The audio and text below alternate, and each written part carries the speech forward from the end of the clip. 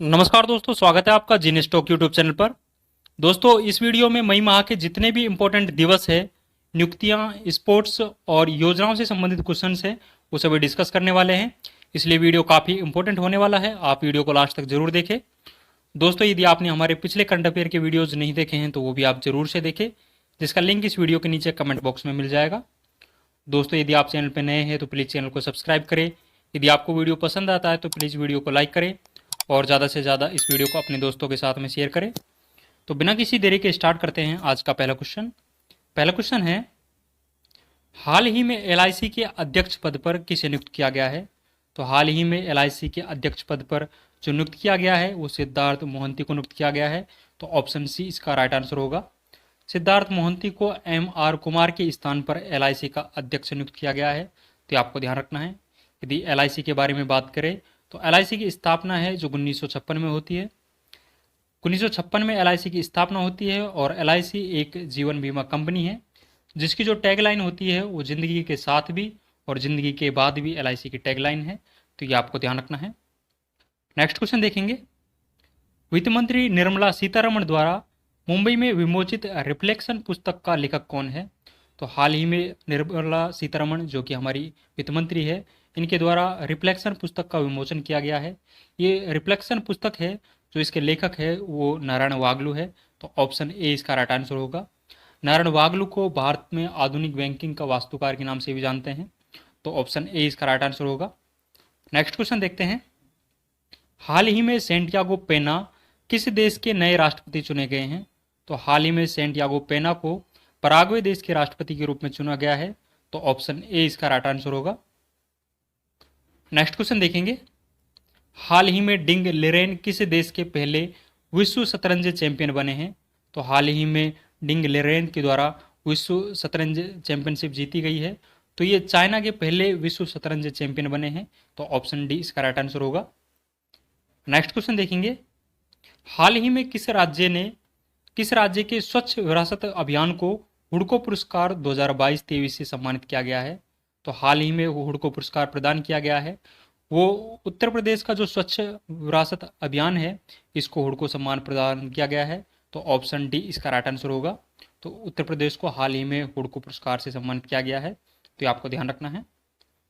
Next question देखेंगे, Europe को refined ईंधन की आपूर्ति करने वाला सबसे बड़ा देश कौन सा है? तो यूरोप को जो ईंधन की आपूर्ति है, मतलब रिफाइंड ईंधन की आपूर्ति करने वाला सबसे बड़ा देश है वो भारत है। तो ऑप्शन बी इसका राइट आंसर होगा। नेक्स्ट क्वेश्चन देखेंगे, भारत की पहली अंडर सी ट्विन टनल का निर्माण कहाँ किया जा रहा है? तो भारत की जो पहली अंडर सी ट्विन टनल है, इसका निर्माण है जो मुंबई में किया जा रहा है। तो ऑप्शन बी इसका राइट आंसर होगा। मुंबई में इसका निर्माण है जो गिरगांव से बीच कैंडी के बीच इसका निर्माण किया जा रहा है, जिसकी लंबाई है जो 2.07 किलोमीटर इसकी लंबाई होने वाली है। तो ये भी आपको ध्यान रखना है। नेक्स्ट क्वेश्चन देखेंगे, हाल ही में यूरोप के लिए पहला विश्व स्कूनर चैंपियनशिप का खिताब किसने जीता है? तो हाल ही में यूरोप के लिए पहला विश्व स्कूनर चैंपियनशिप का खिताब है ये लूका ब्रेसेल के द्वारा जीता गया है। तो ऑप्शन बी इसका राइट आंसर होगा। लूका ब्रेसेल है ये बेल्जियम मूल के रहने वाले हैं। तो ये आपको ध्यान रखना है। और इस विश्व स्कूनर चैंपियनशिप का आयोजन है ये इंग्लैंड देश में होता है। तो ये भी आपको ध्यान रखना है। नेक्स्ट क्वेश्चन देखेंगे, फोर्ब्स की दुनिया के सबसे ज़्यादा कमाई करने वाले 10 खिलाड़ियों की सूची में पहले स्थान पर कौन है? तो फोर्ब्स के द्वारा हाल ही में सूची जारी की गई है जिसमें 10 खिलाड़ियों की सूची जारी की गई है, जिसमें सर्वाधिक कमाई करने वालों की सूची में क्रिस्टियानो रोनाल्डो है जो पहले स्थान पर है। तो ऑप्शन बी इसका राइट आंसर होगा। रोनाल्डो इस सूची में पहले स्थान पर है। तो ये आपको ध्यान रखना है। सेकंड स्थान पर है जो लियोनेल मेसी है और थर्ड स्थान पर बात करें तो एम्बापे है जो इसमें थर्ड स्थान पर है। तो ये आपको ध्यान रखना है। नेक्स्ट क्वेश्चन देखते हैं। नेक्स्ट क्वेश्चन है, कान फिल्म फेस्टिवल 2023 में मानद पाल्मे डी ओर से किसे सम्मानित किया गया है? तो हाल ही में कान फिल्म फेस्टिवल का आयोजन हुआ है। इसका आयोजन है ये फ्रांस में होता है और इसमें जो मानद पाल्मे डी ओर का जो खिताब है वो माइकल डगलस को प्रदान किया गया है। तो ऑप्शन सी इसका राइट आंसर होगा। नेक्स्ट क्वेश्चन देखेंगे, वर्ष 2023 में बंगाल की खाड़ी में आने वाला चक्रवात मोचा का नामकरण किसके द्वारा किया गया है? ये मोचा नाम जो चक्रवात का दिया गया है ये यमन के द्वारा दिया गया है। तो ऑप्शन बी इसका राइट आंसर होगा। तो हाल ही में बिपरजॉय नाम से चक्रवात आया है, और बिपरजॉय का जो नामकरण था वो बांग्लादेश के द्वारा किया गया था, तो ये आपको ध्यान रखना है। और बंगाल की खाड़ी में इसका आयोजन होता है। और हाल ही में जो नेक्स्ट आने वाला चक्रवात है वो तेज है, और तेज का जो नामकरण है ये भारत के द्वारा किया गया है, तो ये आपको ध्यान रखना है। नेक्स्ट क्वेश्चन देखेंगे, भारत की मेजबानी में एससीओ के विदेश मंत्रियों की बैठक का आयोजन कहाँ किया गया है? तो हाल ही में भारत की मेजबानी में एससीओ मतलब संघाई कोऑपरेशन ऑर्गेनाइजेशन की जो विदेश मंत्रियों की बैठक है, इसका आयोजन है ये गोवा में किया गया है, तो ऑप्शन बी इसका राइट आंसर होगा। और भारत है जो 2023 में G20 की भी अध्यक्षता कर रहा है, और भारत है जो G20 की जो अध्यक्षता कर रहा है वो वसुधैव कुटुंबकम थीम के साथ में भारत G20 की अध्यक्षता कर रहा है, तो ये भी आपको ध्यान रखना है। और G20 में भारत का जो शेरपा है वो अमिताभ कांत जी है, तो ये सारे पॉइंट्स आपको ध्यान रखने हैं। नेक्स्ट क्वेश्चन देखेंगे, हाल ही में कोलकाता बंदरगाह से पहली बार किस देश के लिए पहला मालवाहक जहाज MV-ITT लॉयन भेजा गया है? तो हाल ही में कोलकाता बंदरगाह से पहला मालवाहक जहाज है जो कि MV-ITT लॉयन है, ये भेजा गया है। ये कहाँ के लिए भेजा गया है? तो ये म्यांमार देश के लिए भेजा गया है, तो ऑप्शन सी इसका राइट आंसर होगा। म्यांमार का जो सितवे बंदरगाह है उसकी ओर ये भेजा गया है, तो ये आपको ध्यान रखना है। और इसको कालादानी मल्टी मॉडल प्रोजेक्ट के तहत में भेजा गया है। इस जहाज़ से 20,000 जो सीमेंट के बैग है वो भेजे गए हैं, तो ये आपको ध्यान रखना है। नेक्स्ट क्वेश्चन देखेंगे, हाल ही में अमेरिकी राष्ट्रपति के घरेलू नीति सलाहकार के रूप में किसे नियुक्त किया गया है? तो हाल ही में अमेरिकी राष्ट्रपति जो बाइडन के जो घरेलू नीति सलाहकार है उसके रूप में नीरा टंडन को नियुक्त किया गया है, तो ऑप्शन बी इसका राइट आंसर होगा। नेक्स्ट क्वेश्चन देखेंगे, हाल ही में रक्षा मंत्री राजनाथ सिंह ने एकता हार्बर बंदरगाह का शिलान्यास किया है, तो ये एकता हार्बर बंदरगाह है, इसका शिलान्यास है जो कहाँ किया है, तो ये आपको बताना है। एकता हार्बर बंदरगाह का शिलान्यास है ये मालदीव में किया गया है, तो ऑप्शन बी सी इसका राइट आंसर होगा। एकता नाम से युद्धाभ्यास भी होता है जो कि भारत और मालदीव के मध्य में होता है, तो ये भी आपको ध्यान रखना है। और भारत और मालदीव के मध्य में एक्वेरिन युद्धाभ्यास भी होता है, तो ये भी आपको ध्यान रखना है। नेक्स्ट क्वेश्चन देखेंगे, हाल ही में वनडे क्रिकेट में सबसे तेज 5,000 रन बनाने वाले पहले बल्लेबाज कौन बने हैं? तो हाल ही में वनडे क्रिकेट में 5,000 रन जो कि सर्वाधिक तेज बनाए गए हैं वो बाबर आजम के द्वारा बनाए गए हैं, तो ऑप्शन बी इसका राइट आंसर होगा। बाबर आजम है जो पाकिस्तान देश के क्रिकेटर है, और बाबर आजम के द्वारा ये उपलब्धि है जो 97 पारियों में हासिल की गई है, और इनके द्वारा हासिम अमला का रिकॉर्ड है ये तोड़ा गया है, तो ये आपको ध्यान रखना है। नेक्स्ट क्वेश्चन देखेंगे, पहला केरल शील्ड पुरस्कार 2023 किसे प्रदान किया गया है? तो हाल ही में पहला केरल शील्ड पुरस्कार 2023 है ये प्रदान किया गया है, ये फातिमा असगर को प्रदान किया गया है, तो ऑप्शन बी इसका राइट आंसर होगा। फातिमा असगर है उसका उपन्यास वेन वी वर सिस्टर्स के लिए इनको केरल शील्ड पुरस्कार प्रदान किया गया है। पुरस्कार स्वरूप इनको $15,000 अमेरिकी डॉलर राशि है जो इनको प्रदान की गई है, तो ये भी आपको ध्यान रखना है। नेक्स्ट क्वेश्चन देखेंगे, भारतीय सेना द्वारा हाल ही में बुलंद भारत अभ्यास का आयोजन कहाँ किया गया है? तो हाल ही में भारतीय सेना के द्वारा बुलंद भारत अभ्यास का आयोजन किया गया है, इसका आयोजन है ये अरुणाचल प्रदेश में किया गया है, तो ऑप्शन ए इसका राइट आंसर होगा। अरुणाचल प्रदेश का जो मंडला हाई एल्टीट्यूड क्षेत्र है इसमें इसका आयोजन किया गया है, तो ये आपको ध्यान रखना है। नेक्स्ट क्वेश्चन देखेंगे, विश्व रेड क्रॉस दिवस 2023 कब मनाया गया है? तो हाल ही में विश्व रेड क्रॉस दिवस मनाया गया है जो कि प्रत्येक साल 8 मई को सेलिब्रेट किया जाता है, तो ऑप्शन सी इसका राइट आंसर होगा। हेनरी ड्यूनेंट है इसके जन्मदिन पर यह विश्व रेड क्रॉस दिवस सेलिब्रेट किया जाता है, तो आपको ध्यान रखना है। मई माह के कुछ इंपॉर्टेंट दिवस और देखते हैं। यदि 1 मई के बारे में बात करें तो विश्व मजदूर दिवस मतलब वर्ल्ड लेबर डे के रूप में 1 मई को सेलिब्रेट करते हैं। 3 मई को हम विश्व प्रेस स्वतंत्रता दिवस के रूप में सेलिब्रेट करते हैं, तो आपको ध्यान रखना है। यदि 8 मई के बारे में बात करें तो 8 मई को हमने चर्चा की है कि विश्व रेड क्रॉस दिवस के रूप में सेलिब्रेट करते हैं। 9 मई को कौन सा दिवस मनाया जाता है ये आप कमेंट बॉक्स में आंसर दें। 11 मई के बारे में बात करें तो 11 मई को राष्ट्रीय प्रौद्योगिकी दिवस के रूप में सेलिब्रेट करते हैं। 12 मई को अंतर्राष्ट्रीय नर्स दिवस के रूप में हम सेलिब्रेट करते हैं।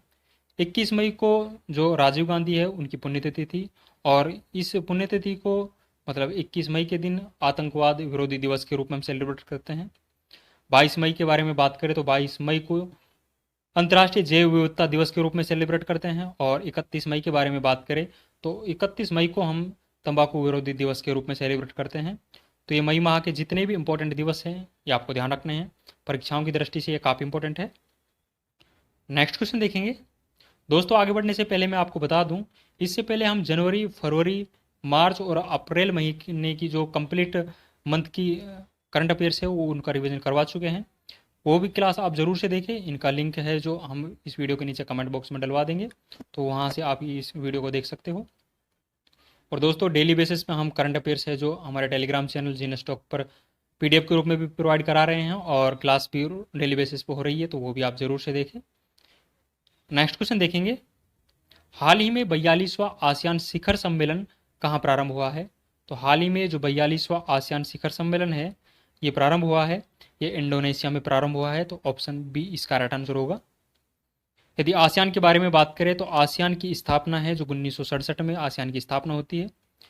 आसियान की स्थापना 1967 में होती है, और इसका जो हेडक्वार्टर है वो जकार्ता इंडोनेशिया में इसका हेडक्वार्टर है। और वर्तमान में इसमें 11 देश है, और जो 11वां देश है वो तिमोर लिस्ते बना है, तो ये आपको ध्यान रखना है। और साल 2022 में जो आसियान शिखर सम्मेलन हुआ था वो कंबोडिया में हुआ था, तो ये भी आपको ध्यान रखना है। नेक्स्ट क्वेश्चन देखेंगे। हाल ही में बच्चों के लिए डिजिटल स्वास्थ्य कार्ड लॉन्च करने वाला पहला राज्य कौन सा बना है?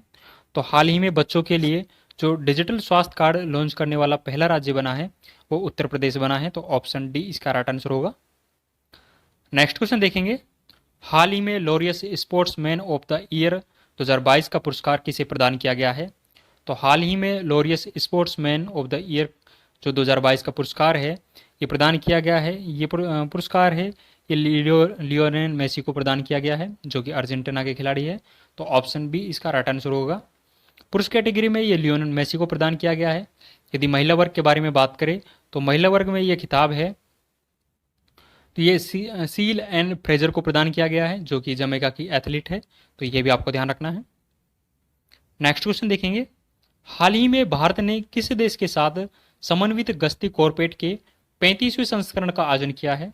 तो हाल ही में जो भारत के द्वारा समन्वित गश्ती के जो 35वें संस्करण का आयोजन किया गया है ये थाईलैंड देश के साथ में किया गया है, तो ऑप्शन बी इसका राइट आंसर होगा। इसका आयोजन है जो अंडमान सागर में इसका आयोजन किया गया है, और भारत की तरफ से इसमें जो भाग लिया गया है वो आईएनएस केसरी ने इसमें भाग लिया है, तो ये भी आपको ध्यान रखना है। आईएनएस केसरी के द्वारा इस समन्वित गश्ती कॉर्पोरेट में भाग लिया गया है। नेक्स्ट क्वेश्चन देखेंगे। स्वच्छ भारत मिशन ग्रामीण चरण सेकंड के तहत किस राज्य के गांव 100% ODF प्लस घोषित हो चुके हैं?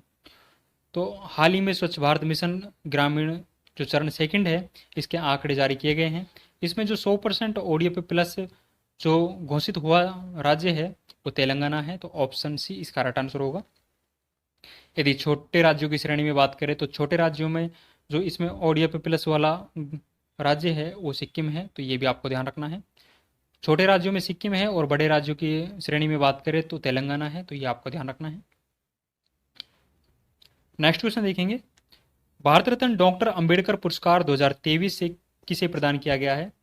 तो ये 2023 का डॉक्टर भीमराव अंबेडकर जो पुरस्कार है ये योगी आदित्यनाथ को प्रदान किया गया है, तो ऑप्शन ए इसका राइट आंसर होगा। तो योगी आदित्यनाथ है जो कि उत्तर प्रदेश के सीएम हैं, इनको भारत रत्न डॉक्टर अंबेडकर पुरस्कार 2023 है ये प्रदान किया गया है, तो ये आपको ध्यान रखना है। और लास्ट ईयर जो साल 2022 का भारत रत्न डॉक्टर अंबेडकर पुरस्कार था यह हर्षाली मल्होत्रा को प्रदान किया गया था, तो ये भी आपको ध्यान रखना है। नेक्स्ट क्वेश्चन देखेंगे। हाल ही में WHO ने किस वैश्विक महामारी को ग्लोबल हेल्थ इमरजेंसी से बाहर किया है? तो हाल ही में WHO के द्वारा जो ग्लोबल हेल्थ इमरजेंसी है मतलब मंकी पॉक्स और कोविड-19 है जो कि दो महामारी थी, इनको वैश्विक महामारी से WHO के द्वारा बाहर कर दिया गया है, तो ऑप्शन डी इसका राइट आंसर होगा। मतलब मंकी पॉक्स और कोविड-19 इन दोनों ही बीमारियों को ग्लोबल जो महामारी है इनकी श्रेणी से बाहर कर दिया गया है, तो ये आपको ध्यान रखना है। और हाल ही में मंकी पॉक्स बीमारी है इसका नाम है जो अब एमपॉक्स हो गया है, तो ये भी आपको ध्यान रखना है। यदि WHO के बारे में बात करें तो WHO की स्थापना है जो 7 अप्रैल 1948 को WHO की स्थापना होती है। हेडक्वार्टर जिनेवा स्विट्जरलैंड में स्थित है, और वर्तमान में यदि WHO के हेड के बारे में बात करें तो डॉक्टर टेड्रोस है जो WHO के हेड है, तो ये भी आपको ध्यान रखना है। और 7 अप्रैल को विश्व स्वास्थ्य दिवस के रूप में हम सेलिब्रेट करते हैं। और इस बार जो विश्व स्वास्थ्य दिवस था, मतलब वर्ल्ड वर्ल्ड हेल्थ जो दिवस था, उसकी जो थीम थी हेल्थ फॉर ऑल, इस वर्ष इसकी थीम थी, तो ये भी आपको ध्यान रखना है। नेक्स्ट क्वेश्चन देखेंगे, हाल ही में इटली के लग्जरी ब्रांड गुच्ची ने किसे अपना ग्लोबल ब्रांड एम्बेसडर नियुक्त किया है? तो वैश्विक जो ब्रांड एम्बेसडर है गुच्ची के द्वारा, यह आलिया भट्ट को नियुक्त किया गया है, तो ऑप्शन ए इसका राइट आंसर होगा। नेक्स्ट क्वेश्चन देखेंगे, हाल ही में ट्विटर का सीईओ किसे बनाया गया है? तो हाल ही में जो ट्विटर का सीईओ है ये लिंडा याकारिनो को बनाया गया है, तो ऑप्शन डी इसका राइट आंसर होगा। तो ऑप्शन डी इसका राइट आंसर होगा। पराग अग्रवाल के स्थान पर लिंडा याकारिनो को ट्विटर का सीईओ नियुक्त किया गया है, तो ये आपको ध्यान रखना है। और हाल ही में जो यूट्यूब का सीईओ है वो नील मोहन को बनाया गया है, तो ये भी आपको ध्यान रखना है।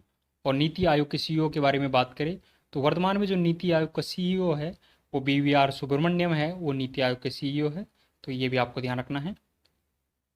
नेक्स्ट क्वेश्चन देखेंगे, हाल ही में सीबीआई के निदेशक पद पर किसे नियुक्त किया गया है? तो हाल ही में जो सीबीआई का निदेशक पद पर नियुक्त किया गया है वो प्रवीण सूद को नियुक्त किया गया है, तो ऑप्शन सी इसका राइट आंसर होगा। प्रवीण सूद को सुबोध कुमार जायसवाल के स्थान पर सीबीआई का निदेशक नियुक्त किया गया है, तो ये आपको ध्यान रखना है। नेक्स्ट क्वेश्चन देखेंगे, हाल ही में ताशकंद में आयोजित पुरुषों की विश्व मुक्केबाजी चैंपियनशिप में भारत पदक तालिका में कौन से स्थान पर है?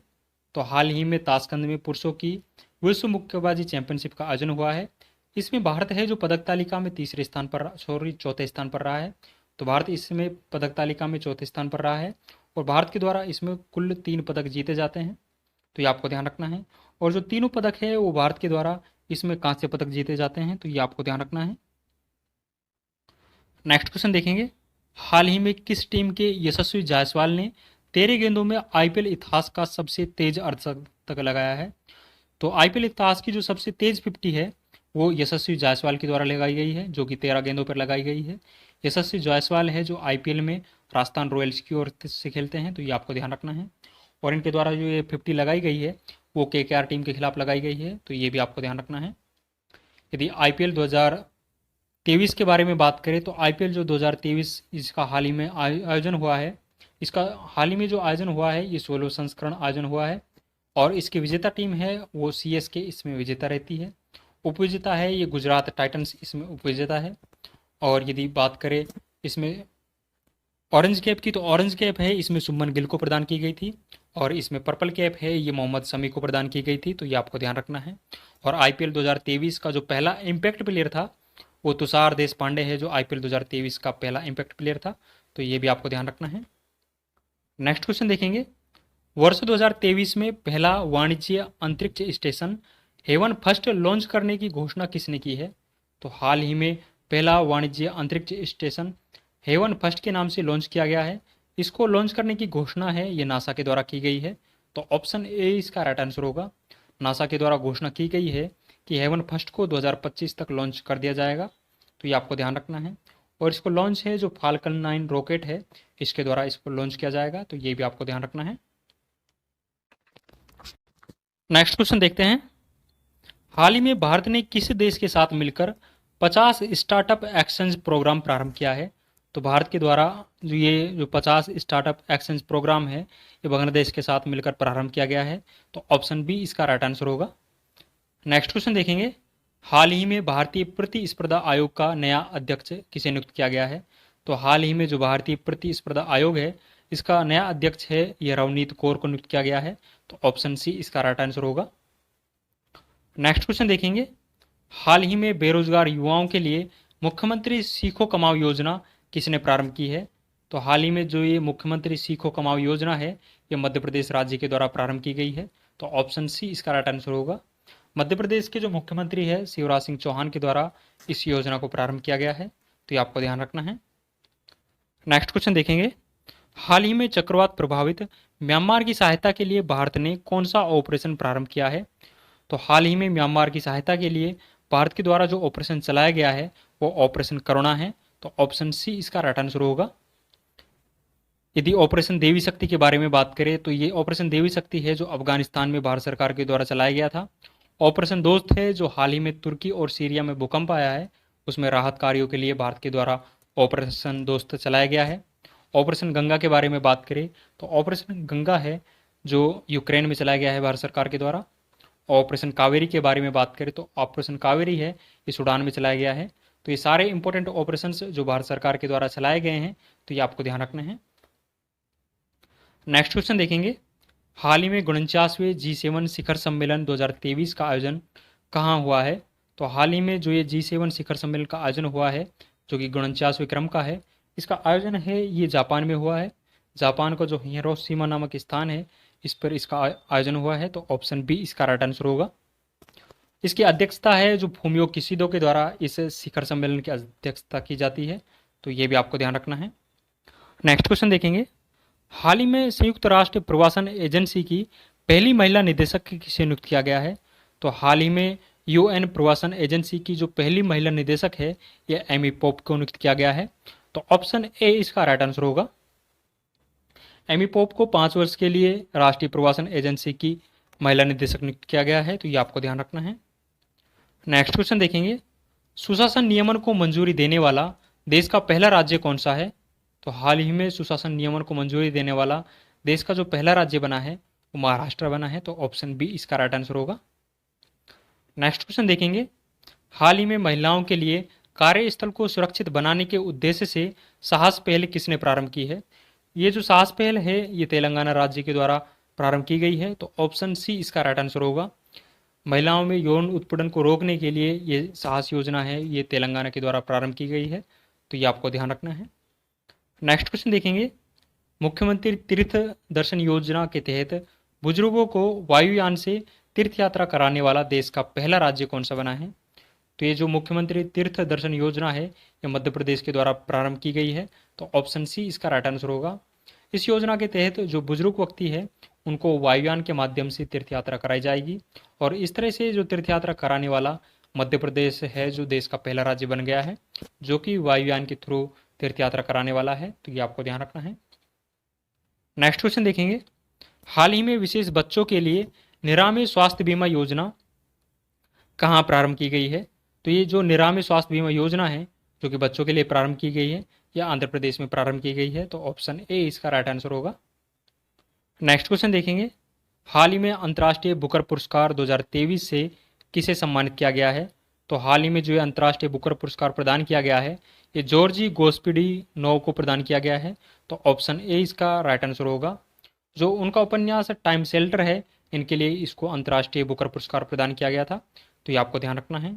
यदि लास्ट ईयर के बारे में बात करें तो साल 2022 में जो अंतर्राष्ट्रीय बुकर पुरस्कार था वो गीतांजलि श्री को प्रदान किया गया था और जो उनका उपन्यास था रेत की समाधि के लिए इनको बुकर पुरस्कार प्रदान किया गया था। और पहला बुकर पुरस्कार है जो साल 2005 में प्रदान किया गया था। साल 2005 में जो पहला अंतर्राष्ट्रीय बुकर पुरस्कार था वो इस्माइल कदारे को प्रदान किया गया था। तो ये भी आपको ध्यान रखना है। नेक्स्ट क्वेश्चन देखेंगे, हाल ही में सोनी स्पोर्ट्स नेटवर्क ने किसे टेनिस एम्बेसडर नियुक्त किया है? तो हाल ही में सोनी स्पोर्ट्स नेटवर्क के द्वारा जो अपना टेनिस एम्बेसडर है वो सानिया मिर्जा को नियुक्त किया गया है। तो ऑप्शन बी इसका राइट आंसर होगा। नेक्स्ट क्वेश्चन देखेंगे, तीसरे खेलो इंडिया यूनिवर्सिटी गेम 2023 का आयोजन है 2022 का आयोजन कहाँ किया जा रहा है? तो हाल ही में जो तीसरे खेलो इंडिया यूनिवर्सिटी गेम हुए हैं इनका आयोजन है ये उत्तर प्रदेश में हुआ है। तो ऑप्शन ए इसका राइट आंसर होगा। यदि पहले यूनिवर्सिटी गेम्स के बारे में बात करें तो पहले यूनिवर्सिटी गेम्स है ये भुवनेश्वर ओडिशा में आयोजित होते हैं और जो दूसरा यूनिवर्सिटी गेम्स है वो बेंगलुरु में आयोजित होते हैं। तो ये आपको ध्यान रखना है। और जो तीसरी यूनिवर्सिटी गेम्स है ये उत्तर प्रदेश में इनका आयोजन हुआ है। तो ये भी आपको ध्यान रखना है। नेक्स्ट क्वेश्चन देखेंगे, हाल ही में 200 किलोमीटर तक मारक क्षमता वाली बैलिस्टिक मिसाइल खेबर का परीक्षण किसने किया है? तो हाल ही में खेबर मिसाइल का सफल परीक्षण किया गया है जिसकी मारक क्षमता है जो 2000 किलोमीटर तक की है। इसको ईरान देश के द्वारा लॉन्च किया गया है। तो ऑप्शन सी इसका राइट आंसर होगा। ईरान के द्वारा एक और मिसाइल का हाल ही में सफल परीक्षण किया गया है, फतेह नाम से सफल परीक्षण किया गया है। तो ये भी आपको ध्यान रखना है।